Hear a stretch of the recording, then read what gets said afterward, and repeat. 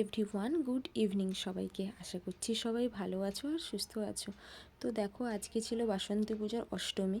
তো আজকে ফাইনালি একটু হাতে সময় বের করে রেডি হচ্ছিলাম বাসন্তী ঠাকুর দেখতে যাওয়ার জন্য। তো দেখো, ফাইনালি আমি রেডি হয়ে গেছি। এটাই হলো আমার ফাইনাল লুক। এরপরে যাব ঠাকুর দেখতে। দেখো, এখানে মায়ের মুখটা দারুণ, মানে কোনো কথা হবে না, এত মিষ্টি। আর সেই সঙ্গে প্যান্ডেলের কাজগুলো দেখো, জাস্ট ওয়াও, মানে আমার তো দারুণ লেগেছে। তো আমরা গেছিলাম ঠাকুর দেখতে, সন্ধ্যের দিকে গেছিলাম ঠাকুর দেখতে। আর আমার ক্যামেরাম্যান তো আমার মুখ দেখাতে চায় না, মানে সামনে আসতে চায় না ক্যামেরার। তো যাই হোক, আমাকে ভিডিওটা করে দিচ্ছিল। প্রত্যেক বছরই চেষ্টা করি মায়ের মুখ দর্শন করার। হ্যাঁ, প্রচুর হয়তো দেখতে পারি না, বাট কাছাকাছি যতগুলো থাকে ততগুলো কাভার করার চেষ্টা করি। আর এদিকে দেখো পুরো প্যান্ডেলটা, জাস্ট ওয়াও। হ্যাঁ, আমি জানি অনেকে এসেছো, আবার অনেকে আসোওনি। যাই হোক, আমি চেষ্টা করি প্রত্যেক বছর একবার করে এখানে আসার। সত্যি কথা বলতে দুর্গাপুজোর মতো এতটা আবেগ হয়তো বাসন্তী পুজোতে কাজ করে না।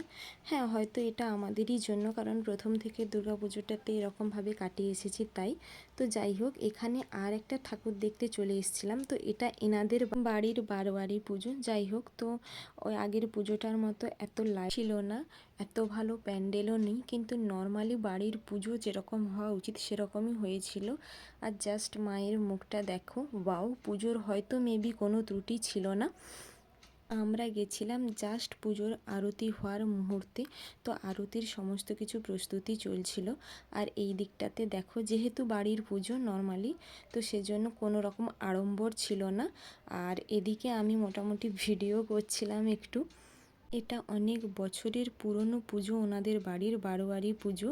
আর এদিকে দেখো, বাচ্চারা খেলাধুলা করছিল। নর্মালি যেরকম ঝাঁঝ কাসর আর ঘন্টা বাজানো হয় সেরকমই হয়েছিল। আর ঢাকের আওয়াজ, জাস্ট ওয়াও।